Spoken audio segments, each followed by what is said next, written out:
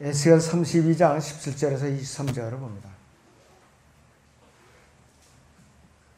12째 해 그 달의 15일에도 주의 말씀이 내게 임하여 말씀하시더라. 인자야, 이집트의 무리를 위하여 통곡하고 그들 즉 그녀와 유명한 민족들이 딸들을 구렁으로 내려가는 자들과 더불어 땅의 아랫부분들에 던지라. 너는 아름다움을 누구에게 넘겨주려느냐? 너는 내려가서 할례받지 않은 자들과 더불어 누울지니라. 그들은 칼로 살해당한 자들 가운데서 쓰러질 것이요 그녀는 칼에 넘겨졌으니 그녀와 그녀의 모든 무리를 끌어당길지니라. 막강한 자들 사이에서 강한 자들이 그를 돕는 자들과 더불어 지옥 한가운데서 그에게 말할 것이니 그들은 내려와서 칼로 살해된 채로 할례받지 않고 누워 있도다. 아수르와 그녀의 모든 무리가 거기 있으며 그의 무덤들이 그의 주위에 있으니 그들 모두가 칼에 살해된 쓰러진 자들이니라. 그의 무덤들이 구렁의 옆면에 자리 잡았고 그녀의 무리는 그녀의 무덤 주위에 있으며 그들 모두는 칼에 살해되어 쓰러졌으니 그들은 산자들이 땅에서 공포를 일으켰던 자들이라 했습니다. 오후의 주제는 대환란 끝에 깊은 구렁에 던져질 자들입니다. 대환란 끝에 깊은 구렁에 던져질 자들. 땅의 아랫부분은 어떻게 되는가? 깊은 구렁의 구조 어떻게 되었는가? 이것은 재작년, 그러니까는 2012년이죠. 그때에 저희가 성경 강연회를 이제 할 때에 이 UFO에 대한 강의를 한 적이 있어요. 그것을 보면은 자세하게도 알 수가 있어요. 이 에스겔 32장 17절부터 시작되는 에스겔 32장의 후반부, 여기서는 땅의 아랫부분들을 깊은 구렁에 대해서 6번이나 언급을 하고 있어요. 끝날 때까지. 또 할례받지 않은 자들에 대한 언급이 10번이나 언급되고 있고 칼로 살해되는 데 대한 살해지 않은 자들에 대한 언급이 12번이나 반복됩니다. 대환란 때 적그리스도나 마귀에게 협력했던 자들이 민족들로 지칭되는 가운데 이 부분에서 왜 집중적으로 다루어지고 있는가 하겠어요. 땅의 아랫부분들은 지하세계의 모든 것들을 총괄해서 표현하는 부분으로서 음부를 말하는 것이에요. 지하세계 전체를 말하는 것이죠. 지하세계. 할례받지 않은 자들은, 구원받지 못한 자들을 말하는데 칼로 살해된 자들이라면 마귀와 연합해서, 사탄과 연합해서, 즉 대환란 때 적그리스도와 연합해서 그에게 협력해서 또 이스라엘을 괴롭혔고 하나님을 대적했던 모든 이방인들과 국가들을 말하는 것이에요. 그래서 이들이 모두 끝없이 깊은 구렁에서 함께 만나서 탄식을 하게 된다는 것이죠. 다시 에스겔 32장 17절에서 18절을 다시 보십니다. 에스겔 32장 17절에서 18절을 다시 봅니다. 12째 해 그렇습니다. 그 달의 15일에도 주의 말씀이 내게 임하여 말씀하시더라.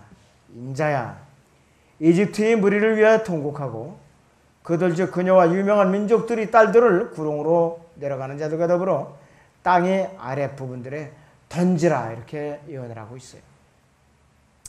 여기서 언급되는 구렁은 실제적으로 끝없이 깊은 구렁을 말하는 것이에요.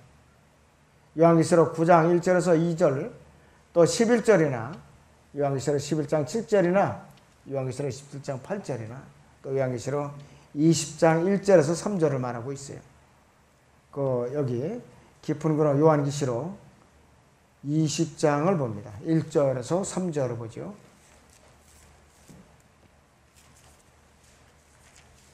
요한계시록 20장 1절에서 3절을 봅니다. 또 내가 보니 한 천사가 하늘에서 내려오는데 그의 손에는 끝없이 깊은 구렁이 열쇠와 큰 사슬을 가졌더라. 그가 그 용을 잡으니 곧 마귀요 사탄인 옛뱀이라 그를 1000년 동안 묶어두니 그를 끝없이 깊은 구렁에 던져서 가두고 그 위에 봉인하여 1000년이 찰 때까지는 민족들로 다시는 미혹하지 못하게 하더라. 그 후에는 그가 반드시 잠시 동안 풀려나게 되리라 그랬어요. 이 사슬도 육신적으로 눈에 보이는 사슬이보다는 영적인 사슬, 영적인 사슬. 이 영적인 존재를 묶어서 깊은 구렁에다 가두어 두시겠다는 말씀이에요. 이 구렁이 끝없이 깊은 이유는 뭔가? 구렁의 구조가 마치 도너츠 모양 고리형으로 되어 있기 때문에 그렇죠. 이 구렁은 어떤 우주 공간에 있는 것이 아니라 이 지구의 직경이 13,000km거든요. 직경이 13,000km. 그래서 공 모양의 지구 안에 분명히 어딘가에 존재하고 있는 것이 깊은 구렁이라 이것이. 성경에서 분명하게 구렁을 땅의 아래 부분들이라고 밝히고 있어요. 가상 지하 공간도 아니고 영적인 것도 분명히 아니고 실제적으로 지구의 내부에 존재하는 이 끝없이 깊은 구렁이라 이것이. 일종의 거대한 도너츠 모양의 터널인데 형태가 원형의 고리이기 때문에 끝이 있을 수가 없어요. 원형 고리이기 때문에. 그래서 이 구렁은 양끝이 없어요. 다만 사면, 옆면만 있을 뿐이라 이것이. 실제로 왜 사면이라고 표현을 하는가? 성경에 있으니까 그렇게 표현이 되는 것이에요. 자, 여기 보시면은 이 이사야서 보세요. 이사야서 14장 15절을 보죠. 이사야서 14장 15절을 보겠습니다. 그러나 너는 지옥까지 끌어내려질 것이요 구렁의 사면에까지 끌어내려지리라 그랬어요. 구렁의 사면에까지. 그래서 구렁의 사면이라고 표시한 거죠. 옆면만 있을 뿐이에요. 이 구렁은 온도가 섭씨 수백 도 이상, 그보다 훨씬 넘는 마그마가 중심에 자리고 있으니까 주물 같은 것이 부글부글 끓고 있다 이것이에요. 바로.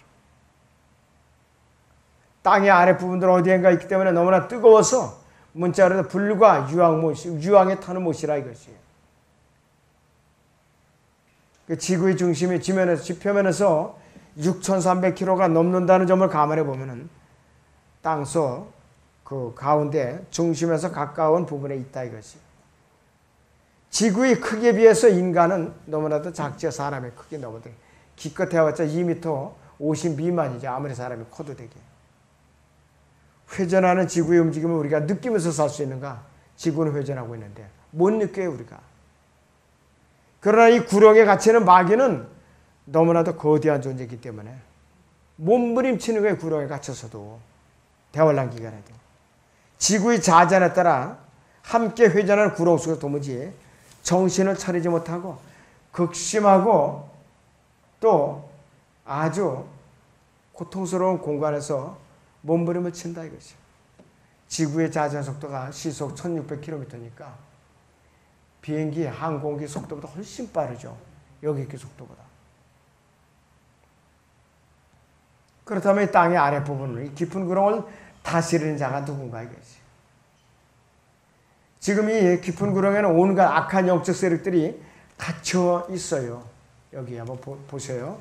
이 요한계시록 9장을 보면은 아주 여러 존재들이 있어요. 3절부터 보니까요. 또 그 연기에서 메뚜기들이 땅 위로 나왔는데 땅의 전갈들이 지닌 권세와 같은 권세를 받더라. 영적인 메뚜기들이 나와요. 그들에게 명령이 내려지기를 땅에 풀이나 또 어떤 푸른 것이나 어떤 나무로 해치지 말고 다만 그들이 이마에 하나님의 인장으로 표시받지 아니한 사람들만 해치라고 하더라. 14만 4천 명을 제외한 나머지를 고통을 주라 이것이에요. 또 그들에게 명령이 내려지기를 그 사람들을 죽이지는 말고 오직 5달 동안 고통만 주라고 하는데 그 고통은 마치 전갈이 사람을 쏠 때의 고통과 같은 것이라. 죽어도 죽을 수가 없어요. 죽음이 사람을 피해서 고통만 주니까. 그날들은 사람이 죽음을 구하여도 찾지 못할 것이요. 또 죽으려고 애를 써도 죽음이 그들을 피하리라. 자살도 마음대로 안 되기 때문에. 또 그 메뚜기들의 모양은 전쟁을 위해 준비한 말들 같고 그 모에는 금 멸류관 같은 걸 썼으며 그 얼굴은 사람들의 얼굴과 같고 그들이 머리카락은 여인들이 머리카락 같으며 그 이빨은 사자들의 이빨 같더라. 또 그들의 흉배는 철 흉배 같았으며 날개 소리는 전쟁터로 달려가는 많은 말들이 이끄는 병거 소리 같더라. 그들에게는 전갈과 같은 꼬리가 있고 그들이 꼬리에는 쏘는 침이 있으며 5달 동안이나 사람들을 해치는 권세가 있더라 그랬습니다. 참 이거 보기만 해도 기절할 판인데 이것이 쏘니까 죽고 싶은데도 죽을 수가 없더라 이것이. 너무나도 끔찍한 고통을 당하는 것이. 그래서 요한계시록 9장 1절에서 5째 천사가 나팔을 불 때 하늘에서 별 하나가 땅에 떨어지는데 끝없이 깊은 구름에 열쇠를 받아서 여는 거예요. 그걸 사도 요한이 본 거예요. 완성. 이 열쇠로 구름을 여니까 큰 용광로 연기 같은 연기가 구름에서 올라오는데 해와 공기가 그 구름의 연기로 말미암아 어두워지더라. 얼마나 연기가 지독하게 올랐으면은 해와 공기가 다 눌려가지고 그 이번에 눌려갖고 어두워지겠느냐 이것이. 그 연과 함께 초자연적인 메뚜기들이 나오게 돼 있어요. 끝없이 구름에서 연기와 함께 나오는 초자연적인 메뚜기들이 왕이 있는데 이들을 총괄 지휘하는 바로 총책임자가 누구냐? 거기 계시록 9장 11절 보면은 끝없이 깊은 구렁이 천사야. 그의 이름은 히브리어로 아바돈이며 헬라어로 그의 이름은 아폴론이라고 그랬어요. 파괴자라 하겠어요. 멸망시키는 자라 하겠어요. 죽음의 세력을 가지는 자라 하겠어요. 이집트에서 첫 태생을 죽였던 그 자, 죽음의 세력을 가진 자. 또 요한복음 17장 12절에서는 멸망의 아들이라 이것이. 그래서 이 사탄의 혼이 지금 공중에 있어요. 사탄의 영은 지금 깊은 구렁의 대장으로서 영으로서 있는 유다 이스카리오스예요 지금. 그런데 이 천사가 바로 요한계시록 6장 8절에 등장하는 창백한 말을 탄 자예요. 요한계시록 6장 8절 보세요. 이에 내가 보니 보라 창백한 말 한 마리가 있는데 그 위에 탄 자의 이름은 사망이요 지옥이 그 뒤를 따르니 그들에게 칼과 굶주림과 사망과 땅의 짐승들로 땅의 4분의 1을 죽일 권세를 주어줬더라 이것이. 지옥과 사망이라는 이름을 가진 유다 이스카리오스 이게. 죽이는 일을 위임받은 죄의 사람. 데살로니가서 2장 3절에 죄의 사람. 요한복음 17장 12절에 멸망의 아들이라고 불리는 적그리스도인 유다 이스카리오스인데 지금은 이 깊은 구렁의 대장으로 있어요. 예수님 당시에는 12제자 한 사람이 껴 있었고 그 다음에 죽을 때는 사도행전 1장 25절에는 자기 거처로 다시 갔다 그랬고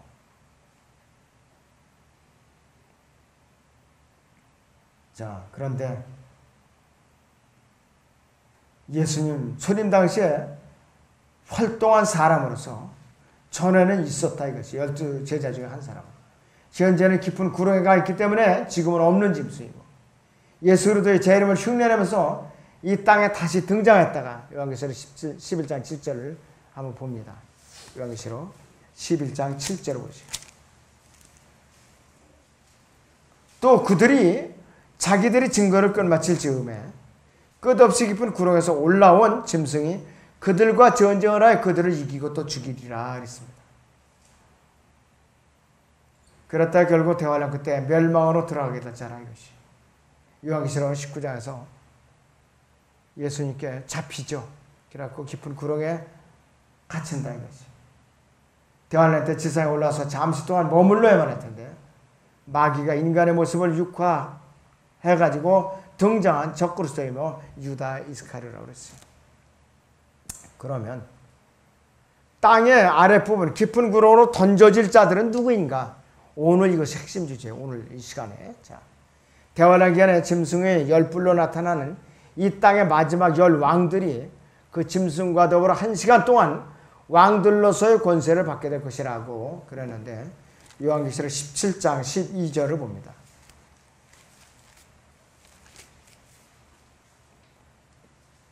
또 네가 본 그 열불은 열왕이라.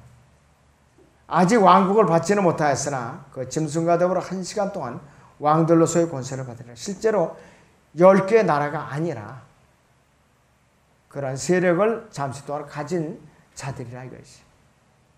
마귀가 인간의 모습으로 육화에 등장한 이 적그리스도를 이제 따라서 동조하는 자들이라 이것이.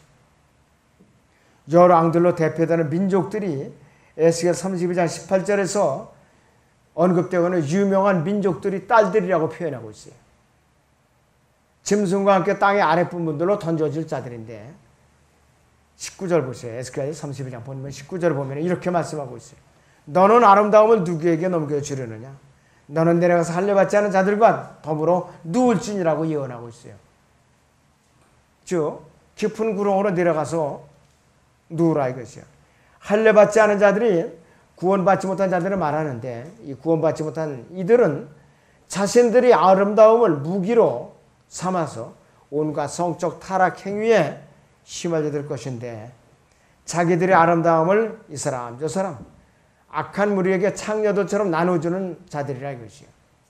이 땅에서 이들이 더 이상 이 땅에서 아름다움은 누구에게도 넘겨주려고 해도 할 수가 없는 것이 깊은 구렁에 갇혀버리니까 안 된다 이것이. 지옥에 가서도 창녀짓을 계속 이제 하려고 몸부림친다 이것이. 저주받은 자치고는 가혹하게 피할 데 없죠. 지옥에 가서도 그 짓을 할 정도면. 육신적인 아름다운 육신적인 부유라든가 명예와 권력, 육신적인 사상, 철학과 학문, 모든 육신적인 것들 이 세상에서 전부 바빌론 창녀와 같은 특성을 발휘하는 그런 요소들이에요. 그것들은 이 세상에서 진리에 대적하는 모든 무리, 집단들과 야합하거나 이용당하거나 앞잡이 노릇을 하기 때문에 그런 거라겠어요. 바로 이러한 자들이 갈 곳이 어디냐? 끝없이 깊은 구렁이라 이것이요. 그곳으로 가야만 이 세상에서 서로 마음이 맞았던 자들과 영원토록 그들과 함께 거기서 시간을 보내게 돼 있다 이것이. 20절을 보죠. 본문 에스겔 32장 20절을 보시오. 그들은 칼로 살해당한 자들 가운데서 쓰러질 것이요. 그녀는 칼에 넘겨졌으니 그녀와 그녀의 모든 무리를 끌어당길지니라 이렇게 예언하고 있어요. 그들은 누구냐 그래서 적그리스도와 연합했던 자들이 모두 어디로 갔는지 찾아보려면 칼로 살해당한 자들 가운데서 찾아보면 쉽게 알 수가 있어요. 저 그녀가 누군가? 이 그녀는 이집트로 예표되는 적그리스도와 그를 추종하던 모든 세상의 나라들을 말하는 것이에요. 이들이 끌려오게 될 장소가 어디냐? 바로 깊은 구렁이의 지옥이라 이것이에요.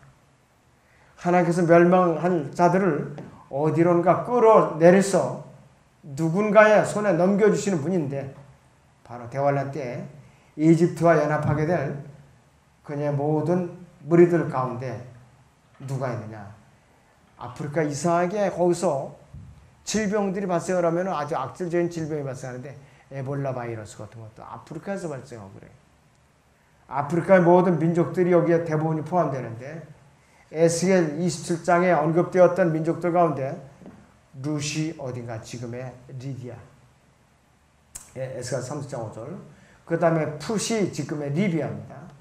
또 루비민들인데 아르와시나 감마딘들 이들과 에티오피아 이 사람들이 다 어디에 가느냐? 대환란 때 이들을 따라서 이 깊은 구렁에 던져질 자들이에요. 타시스는 지금의 스페인입니다. 타시스. 스페인 사람들은 열정적으로 즐기고 놀죠. 스페인 사람들은. 그리고 야완이라는 것이 지금의 그리스. 투발과 메색은 지금의 러시아예요. 토갈마는 지금의 독일이고 드다는 아라비아와 또 팔레스타인 지역의 또 투로가 지금의 레바논. 그 다음 민닛은 시리아 지방의 어느 일부의 족속이에요. 그리고 다마스커스는 시리아를 포함한 소아시아 일부 어느 민족을 포함합니다. 다는 시리아 지역의 어느 일부 지금 그 부족을 포함한다고 그랬어요. 케달과 시바와 라마인데 아라비아 북서부 지방의 지금 어느 종족들을 포함한다고 그랬어요. 그래서 이러한 여러 족속들이 전부 이 적그리스도를 협력해 가지고서 이스라엘을 대적하는데 이들이 열광적으로 이 대환란 때 협력을 하게 돼 있다 이것이. 이들이 앞으로 대환란 때 떼거지로 전부 다 깊은 구렁으로 던져질 자들이라 이것이. 중동 지역을 비롯해 갖고 이 그 지금의 그 러시아, 그리스, 독일, 스페인 이런 지역, 터키는 말할 것도 없고 그런 지역이 거기가 다 들어간다 이것이. 자, 에스겔 32장 21절을 보죠. 막강한 자들 사이에서 강한 자들이 그를 돕는 자들과 더불어 지옥 한가운데서 그에게 말할 것이니 그들은 내려와서 칼로 살해된 채로 할례받지 않고 누워있도다. 이렇게 묘사하고 있는데 대환란 때 이집트와 연합하게 될 족속들은 러시아, 독일을 제외하고는 대부분이 이 구절에서 말하는 막강한 자들인데 강한 자들에게 축에는 끼지 못하겠지만은 이 돕는 자들 이들이 모두 대환란 때 깊은 구렁으로 이 던져질 자들이라 이것이죠. 자, 22절 보세요. 아스루와 그녀의 모든 무리가 거기 있으며 그의 무덤들이 그의 주위에 있으니 그들 모두가 칼에 살해되어 쓰러진 자들이라고 예언하고 있어요. 아스루는 원래 셈의 아들 가운데 하나인데 구약에 보면 아시리아 있죠. 북왕국을 멸망시킨 아시리아를 말해요. 또 아시리아인이나 아시리아의 사내리방이나 이집트의 파라오와 마찬가지로 적그리스도의 다 모형이에요. 아시리아의 사내리의 역사로 볼 때는 이집트의 파라오보다는 이 먼저 바빌론의 느부갓네살 왕에게 멸망당할 그런 사람들이. 시간적인 순서로 본다면 파라오보다는 구렁에 먼저 들어갈 자들이라 이것이.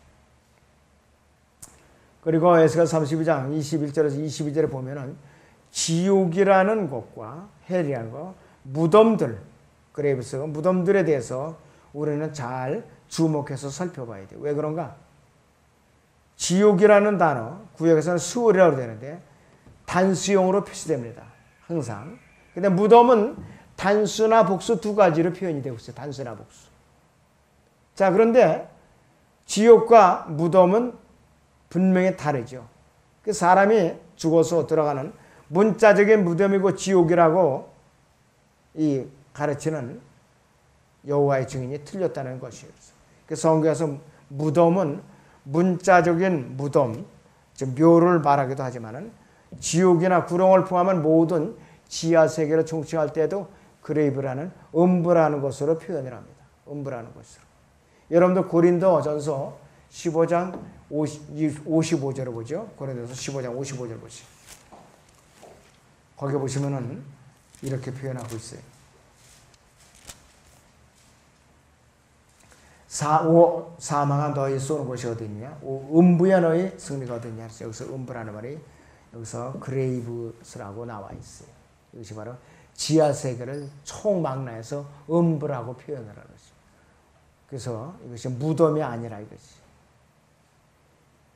그 마지막 구절 에스겔서 32장 23절 보세요. 여호와의 증인들이 좋아하는 구절이에요. 여기에 그의 무덤들이 구렁의 옆면에 자리 잡았고 그녀의 무리는 그녀의 무덤 주위에 있으며 그들 모두는 칼에 살해되어 쓰러졌으니 그들은 산 자들이 땅에서 공포를 일으켰던 자들이라 이렇게 말씀하고 있어요. 그래서 22절에 23절에서 무덤들 또는 무덤 단수 복수형인데 모두 지옥을 말하고 있는데 여호와의 증인들의 주장대로 무덤과 지옥이 같다는 말이 아니에요. 엄연히 다 다르다 이것이. 성경에서 분명히 이 지하 세계를 통틀어서 말할 때만 영어로 다 그레이브스라고 말하는 것이 일반적인 무덤을 말할 때는 그렇게 얘기지 않습니다. 그래서 우리가 성경을 볼 때에 과연 어떤 나라들이 앞으로 적그리스도와 동조해갖고 하나님의 저주를 받을 것인가? 또 단어가 어떻게 쓰여질 때 무덤인지 지하 세계를 말하는지 그걸 분별을 할 수 있어야 돼요. 근데 여기 대한민국이라는 단어, 아시아에 있는 단어들은 없어요. 왜? 성경이 그 당시에 쓰일 때에 3개 대륙을 주변에서 쓰였거든요.